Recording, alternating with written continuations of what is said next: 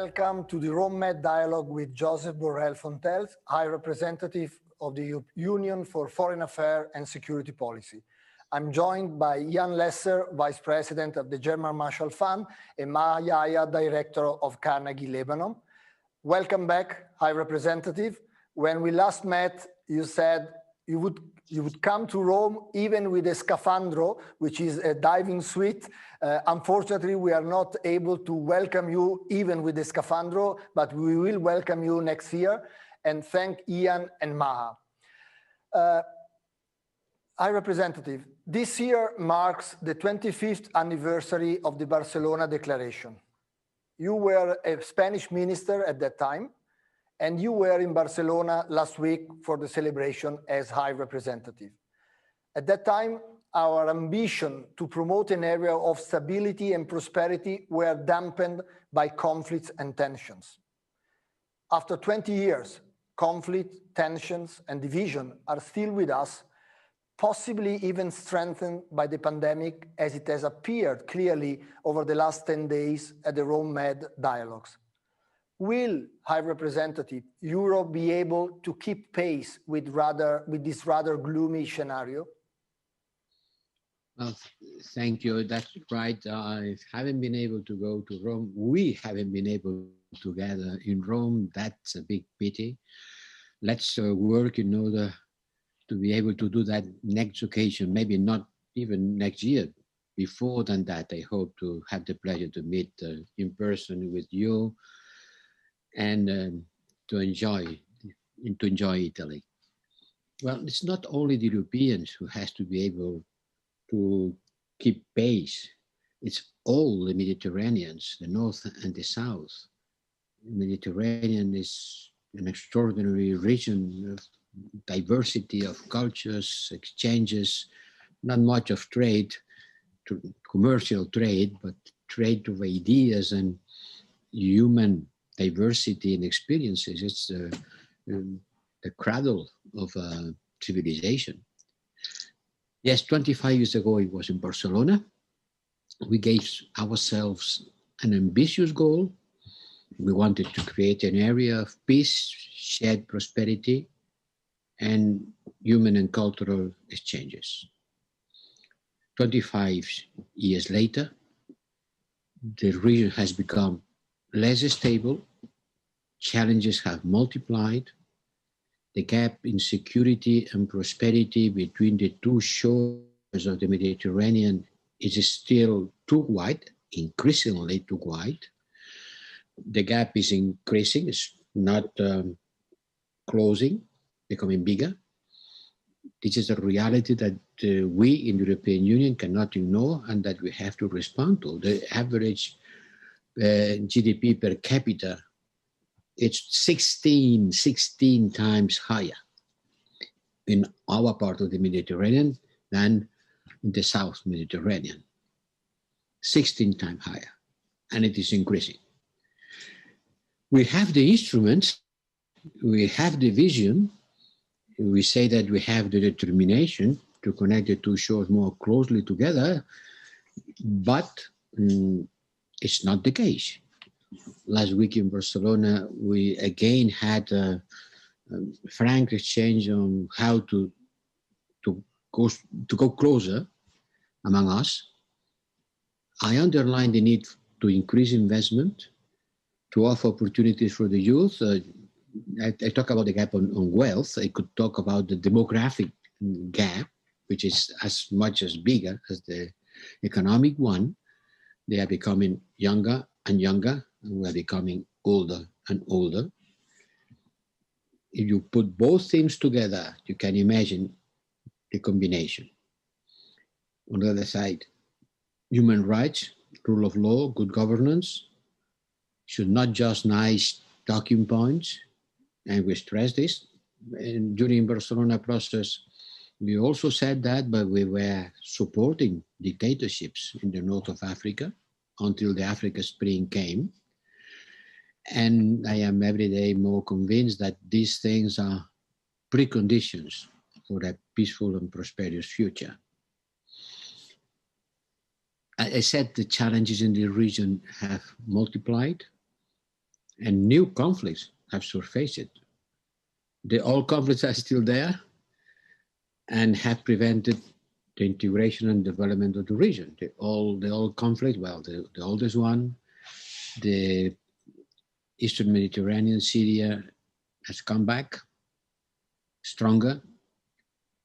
The Israeli-Palestine conflict is still there.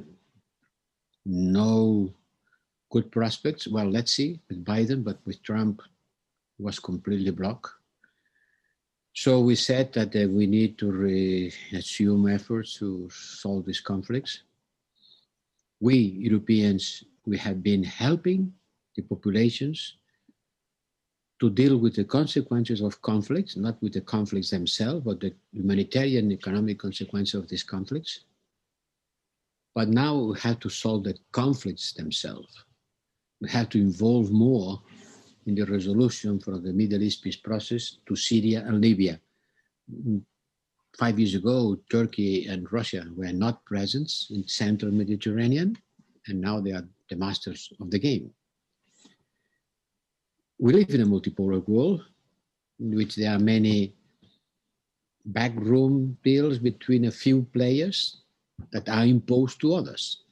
That's what we call the Astanization process. No? Russia and Turkey, first they are separated, then they converge on their interests, and then they agree on sharing influence. This has happened in Syria, is happening in Libya, this has happened also in the Caucasus.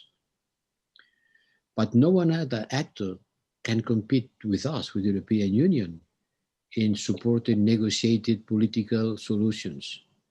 And it has to be in close coordination with the United Nations, because both in Libya or in Syria, or in Cyprus, with respect to Turkey, we need to work with the United Nations. Alone is not enough. Thank you, Representative. Let me move briefly to Iran. President Biden has promised to go back to the nuclear agreement, but he may want or may be forced, internally or externally, to ask for more. Minister Zarif made clear yesterday at Rome Med that for Iran, there is nothing to renegotiate, but just the need to have US implement the previous agreement.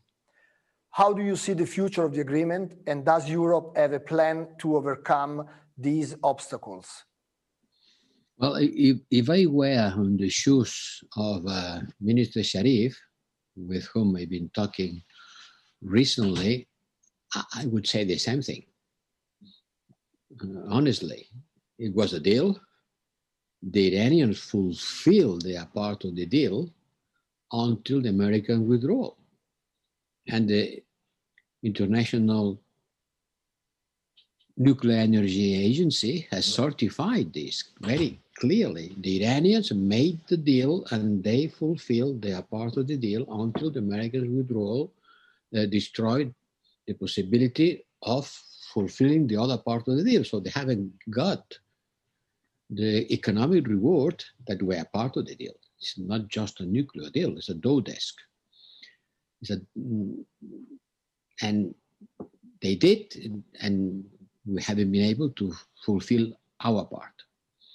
And this has been probably the major source of disagreement between the European Union and the US over the last years. And during my first year in turn, I've been working a lot in order to keep the JCPOA alive. Because we said, no, okay, you leave, but we are not going to leave. We will try to keep the JCPOA alive and calling the Iranians to fulfill all their obligations, to go back to full fulfillment. And we have tried, but we haven't succeeded. We haven't succeeded in offering their economic counterparts because the American sanctions were too powerful and too many European Union firms were not able to face the risk of being under this sanctions regime, and they stopped working with Iran. President-elected Biden has promised during the campaign that the US will go back to the JCPOA, but it will not be easy. Many obstacles lie ahead. First, domestic opposition. Well, not so easy as to go back to the Paris Climate Agreement. Opposition from the US key allies in the region, Iranian elections next year. There are some people who are trying to put as many obstacles as possible in order to this deal to be revamped. Does the European Union have a plan for overcoming these obstacles? Yes, we have a plan. And it goes through our continuous commitment. I have already called for a ministerial meeting at the ministerial level of the JCPOA before the end of the year. I hope it can take place. And then we will see if the really US is willing to go back to the plan. And we will see if the Iranians now, they are in a situation that they will also, that the Americans come back to the plan, because there have been quite a lot of disappointment from their part and quite a lot of mistrust. And to have to rebuild trust among the parties, it will be not so easy. Thank you. Let me now turn to Maha for her first question and then to Ian. Maha. Thank you, Paolo. Thank you, High Commissioner. Just following up on the issue of the Barcelona process, I wanted to ask about human rights, because it seems to have become a forgotten issue in Europe's relations with much of the world, but more specifically with the Arab world and Iran. And yet this was one dimension of the former Barcelona process. So has Europe really given up on pushing for human rights progress, especially at a time when there is an authoritarian resurgence in the region, and there's also this considerable concern with threats from resurgent jihadi movements? Believe me, when I'm saying no, you didn't expect me to say yes, huh? No. I'm saying no is a honest answer. Just today, the Council has approved, well, the Council will be approving on its meeting on Monday, but it has already been approved at the technical level, the European framework for sanctions against human rights. It will be overall a global framework for sanctioning human rights abuses. I've been working a lot during my first year in office in order to have this agreement, a lot of controversy between member states, Commission, Council, and battle of competences. At the end, there is an agreement, and the Council will approve it, and we will have a global framework, not a particular framework for each case, but a comprehensive and global one from Monday. Okay. And we are an institution whose foreign policy will always be guided by interests and principles. Principles and values, that's what the treaty says. The treaty commands me to try to build a foreign policy based both on interest and values. We don't hide that we have also our interest, and it's part of the guiding forces of our foreign policy. We are not angels, but principles also count, also matters. I think this is in our DNA, and it is in our founding text. But at the same time, human rights continue to be under attack in many parts of the world. There are too many serious human rights violations and abuses. Too frequently, perpetrators do not face any consequences. This is unacceptable. You just take the newspaper every day and you see here and there what's happening.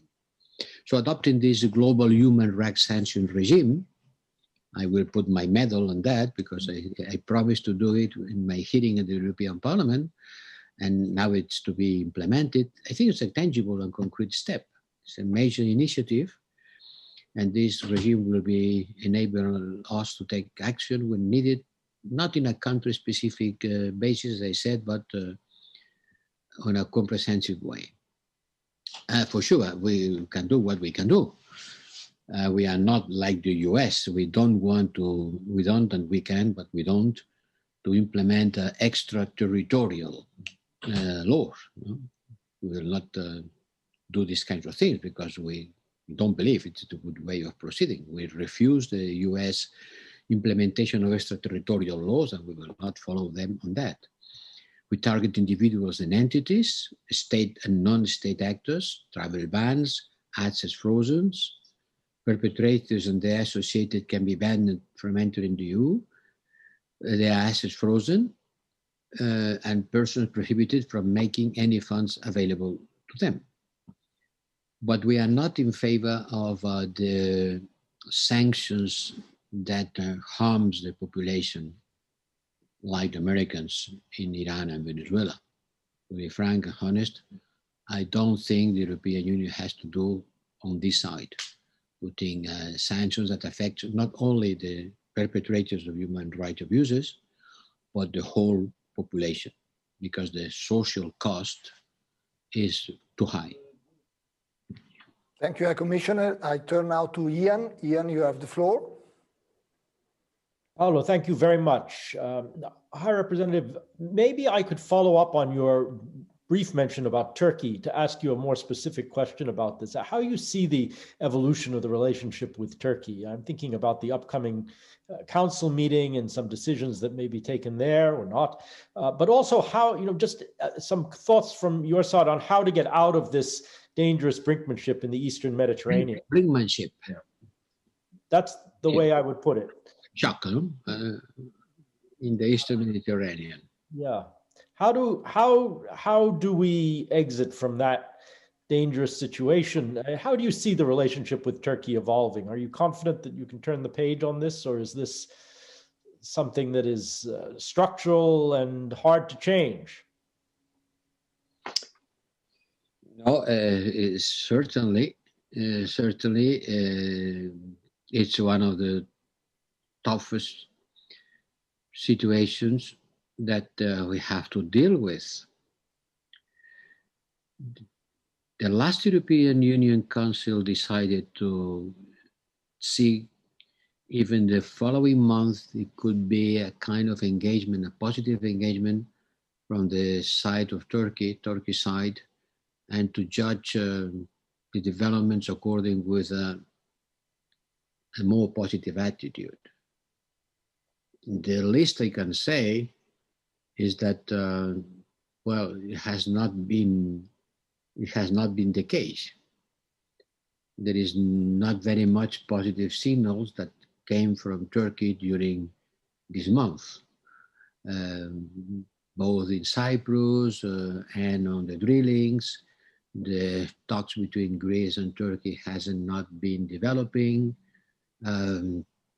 All that creates a situation in which the European Council once again will have to decide how to take care of the situation with Turkey. You know, I am strongly convinced that Turkey and the European Union has a common interest on developing a good neighborhood.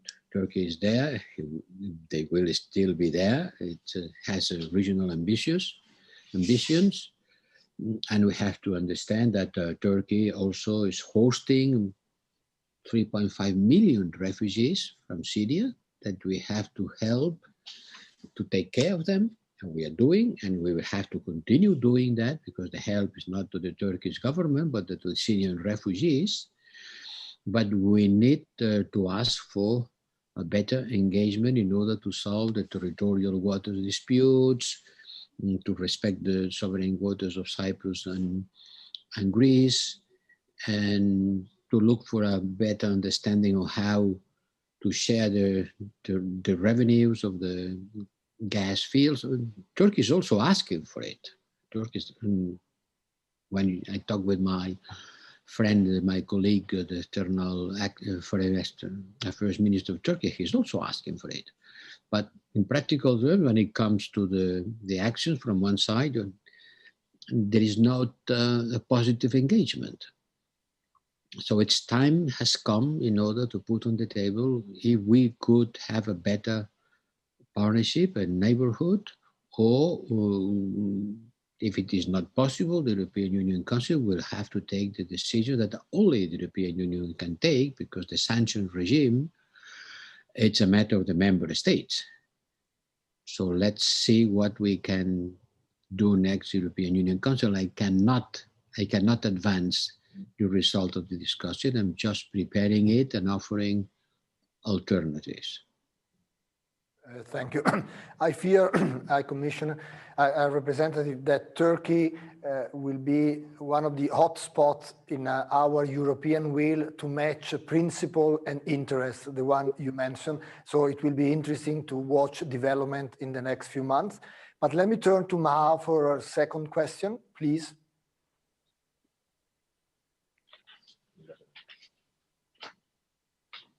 Sorry. I was having problems with the unmute. High Commissioner, just to maybe turn back to Lebanon, I asked you about this at the last time we met, which is, what can the EU do to break the perennial deadlock in the country? And especially because if this persists, Lebanon will sink even deeper into the abyss. We're likely to have a failed state, even though this term is being used and abused, but basically another problem country on the other side of the Mediterranean. So how seriously does the EU take this? And is there any kind of contingency planning taking place beyond the humanitarian aid? And I guess I'll tag onto it here a sub-question, which is related to the French agenda, because the French obviously are the ones who've been pushing for some sort of support for Lebanon on both the political but also on the economic front. But this is part of a larger agenda for the Middle East. So how does this tag into the EU agenda for the region? Or does the EU, go along in some places and not in others? ¿Cómo se llama una varita mágica, no? Magic wand. ¿Cómo? Magic wand. A wand. Magic wand, haha. No, you don't have a magic wand. Sometimes I believe people believe that they should have one of these magic wands somewhere in my drawer. Can use them. No? Why the European Union is going? Well, I have limited powers, limited capacities, a lot of goodwill. But and when it comes to problems like Lebanon, just a couple of days ago, I participated in another big video conference with more than 40 people participating, convened by the French president, Mr. Macron, with a lot of goodwill in order to look again at Lebanon. No? What can we do? But we are always ready to continue our support to Lebanon. But it is imperative that the Lebanese help us to help them. We need a government that will take forward an agenda of key structural reforms that need to be implemented as soon as possible. A government that will resume negotiations with IMF. This is the priorities of the priorities. An agreement with the IMF, without an agreement with the IMF, we cannot even engage more financial resources because we ask for the IMF agreement as a precondition to come us with our resources. We did our part during last year. We helped Lebanon to address the pandemic. We delivered humanitarian assistance following the Beirut harbor blast on the 4th of August. And we mobilized 170 million of emergency humanitarian need help. So we have been helping, we stand ready to do more, but we cannot appear there and act as we were the government of Lebanon, because we are not, and we don't want to. When I've been talking with some people in Lebanon, they were shocked by the incredible amount of mistrust about the political class, about the politicians or political parties. No, I remember someone telling me, "Please don't call for elections. Send me a manager. Send us managers." It was something terrifying when people say they don't want elections, they want to be sent a manager, someone in which they could trust and he's not going to run with the money. So I think that there is big problems, the political structure of Lebanon, that only the Lebanese can solve. We have to push them, we have to condition them, we have to tell them that nothing is for free, ready to help, but being at the same time very much demanding on the way they organize their political life. But we cannot substitute the Lebanese on organizing their country, because then we go back to a condominium of United Nations, or we go back to a kind of neo-colonialism. This is not the case. I can say the same thing about many other places in the world. Institutions building is the most difficult thing. You can build a road, you can distribute sacks of food. To build institutions is something, and to have the trust of the population in these institutions is the most difficult thing. This cannot be done from outside. Ian. Paolo, thank you. High Representative, maybe I could ask you a question that relates to this very fashionable debate about strategic autonomy. And thinking about the new US administration and these needs in the Mediterranean. Do you see the EU's policy in the Mediterranean is in some ways being a key test case for this aspiration to strategic autonomy? These are places, after all, that Europe is deeply engaged, can reach, etc. And how just that balance between American cooperation with the United States and European initiative on some of the issues we've been talking about, whether it's Turkey or North Africa or other things. I mean, how do you see that kind of the southern dimension of strategic autonomy, if I can put it that way? Well, I just finished writing a 10 pages paper of my own, not from my staff. Well, they helped me in order to provoke the debate on the next foreign affairs country on this issue. How do I see that? No? And how strategic autonomy matters. You know, strategic autonomy is not another magic wand. No? And now I take the strategic autonomy wand from my drawer in order to solve problems. It's a process. It's a process that will take time. It's a need. And it's nothing against anyone. Every time I'm saying strategic autonomy, there is someone raising their hand and saying, and what about NATO? Showing that there is a kind of contradiction or fight between the two concepts. If you want to be strategically autonomous, it means that you want to be a little bit out of NATO, or weakening your engagement with NATO, or weakening the transatlantic relations. I think this is a very bad approach. Look, which is the contrary of autonomy? Dependency. Do we want to be dependent? I don't think so. In fact, nobody wants to be dependent. We want to be autonomous in order to face the problems that we have to face with our capacities. Doing that together with our partners, when possible, and alone, if necessary. And I think that the European Union, who has certain degrees of autonomy on certain fields, not only on defense, would be a better partner.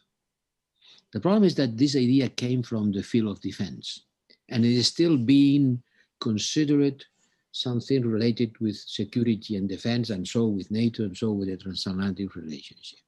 Now, today autonomy has to be considered as a polyhedric, multipolar, multidimensional approach to very much different things, starting with technology, or even with that, the masks. This is strategic, doesn't look strategic, but it became strategic at a certain moment because the global market was unable to provide the amount of masks required in a critical situation. So imagine that the same thing could happen, not with a humble mask easy to produce, but for our critical infrastructures of telecommunications. We have to be autonomous in technology in order to give answers to our own needs. We cannot be depending, not even of our good friends, our best friends, or our best trade partners, because in critical moments, you will have to be able to solve some issues by your own capacities, and because you cannot rely that everything will be solved in the framework of the NATO, because there are some problems, the relationship with China, cyber threats, what's happening in Sahel, what's happening in our immediate neighborhood, that will have to be dealt by the Europeans with a stronger own capacity. And once again, it's not only limited to defense, and it's not related to be more or less pro-transatlantic. Transatlantic relationship and autonomous strategy of Europeans, Union or the Europeans, for me, are the two sides of the same coin. Both go together. We will not be a good partner if we don't have autonomous capacities. Thank you. Thank you, High Representative.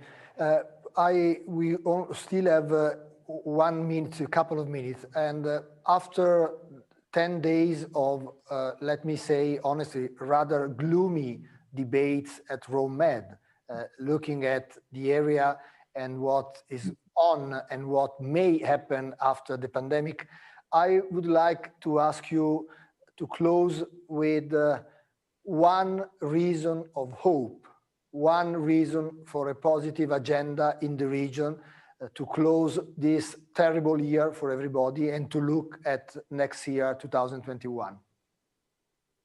You talk about the Mediterranean region. Yeah.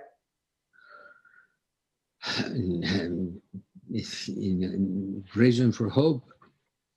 I think the new American administration will have a better balanced approach to the peace process in the Middle East, a more balanced approach.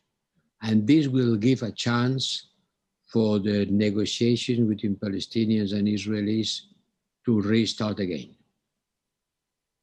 I think that this can be possible, and we have to work for that. In Libya, on the last days, we have had some positive signals. Libya is a typical example where the US administration will not probably engage much, but where we, European Union, can step up and bring something to the relationship. For us, it's one of the major challenges for our security and stability, not only related with migration. I wouldn't be very happy if we have a ring of Navy bases from Turkey and Russia in front of the Italian coast. I don't think that's the kind of thing that we would like to have. So we have to end the military conflict. And by miracle, the ceasefire lasts since summer, since before the summer. Much more than in any case in the past. We have engaged with the Libyans on a political dialogue. We are supporting this United Nations-led mediation process. So we have been taking more concrete engagements, like the Operation Irini, which unhappily puts us some troubles in our relation with Turkey, but have to continue on this side. And I see also some prospects for Syria. Nobody talks about the situation in Syria. Have you noticed that? Syria has disappeared from the radar screen. Everybody was talking about Idlib when I came here. Now Idlib is not in the papers. It doesn't mean that it doesn't exist. People are still there, but we have been able to provide humanitarian assistance, and things are relatively calm. So on Libya, we have to engage more, and also there is a small window of opportunity. But where I see, maybe I am too to activists, not positives, not the optimists, but activists, is that I think the new administration will have a different approach to the Middle East situation. And we Europeans, we have to engage on that. I asked for one, and after hesitating a little bit, you gave us 3, so we are grateful. Representative, we wish you good luck for your job. We wish you had a bacchetta magica, indeed, but we know we are in safe hands with you, and thank you very much. Thank Maha, thank Jan. Thank you to all of you.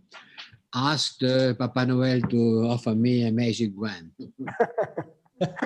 On the way, on the way. Thank you, Paolo. Thank you, and thank you, High Commissioner. Bye-bye.